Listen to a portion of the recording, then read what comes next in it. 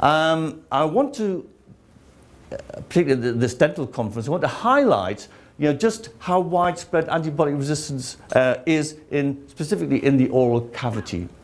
Why should dental personnel be concerned about this problem? Well, apart from the humanistic ones, first of all, the pure personal ones, you run a risk of being colonized by an antibiotic-resistant pathogen. And secondly, it can result in failure of antibiotic-based therapies, for example, for periodontitis and other oral infections.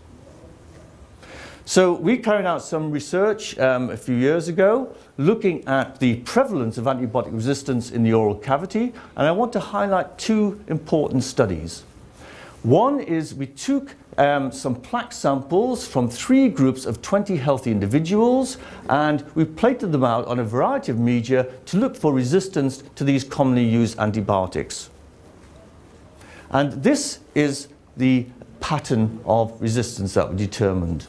These are just 20 individuals from one of the sample groups. These are the different antibiotics, and these are the numbers of resistant isolates in each individual.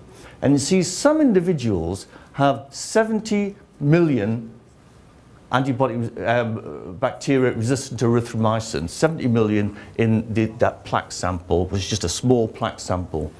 Wide variation, of course, but quite a few people have high proportions of antibiotic-resistant bacteria. And in the 3 different groups, right, these are 3 different groups of adults, and you can see that roughly it's the same in each group, so we didn't just pick an odd group of individuals. This is the prevalence of antibiotic-resistant bacteria in the plaque from these 3 groups of adults, and you can see very, very similar patterns in the 3 different groups. In terms of the proportions, the proportion of antibiotic-resistant bacteria, this is a proportion of the total count of organisms in the oral cavity. You can see quite startlingly that in the case of gentamicin, so 28% of all the bacteria in the oral cavity are resistant to gentamicin, 20% to erythromycin, 20% to vancomycin, 12% to tetracycline, and the proportions are similar in these 3 different groups of individuals. So very high proportions of antibiotic-resistant bacteria. What is also very worrying is that there's a lot of multiple resistance. So of the isolates that were resistant to amoxicillin, 82% were also resistant to erythromycin. 35% also resistant to gentamicin. So there was a lot of multiple antibiotic resistance in these organisms.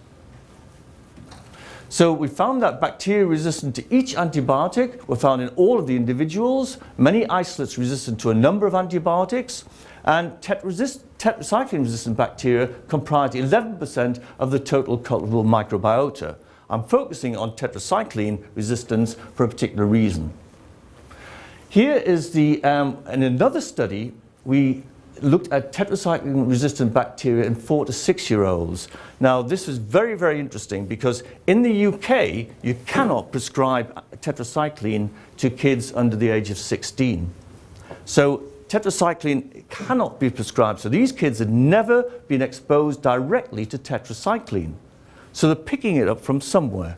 So this is an example of transmissible drug resistance in these kids.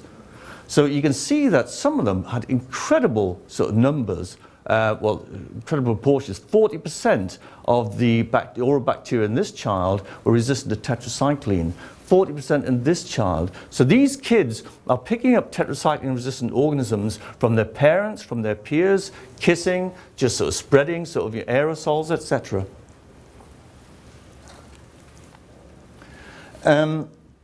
98% of the children harbored these tetracycline-resistant bacteria. The median proportion of resistant species was 1.1%, and 56% were also resistant to one other antibiotic.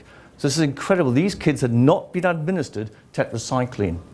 And what kind of bugs? Well, worryingly, quite a wide range of different species. If it was just one particular species or one particular genus, perhaps it's not so worrying, but no, they're very, very widespread. So streptococci, Veillonella, Neisseria, Abiotrophia were all resistant to tetracycline.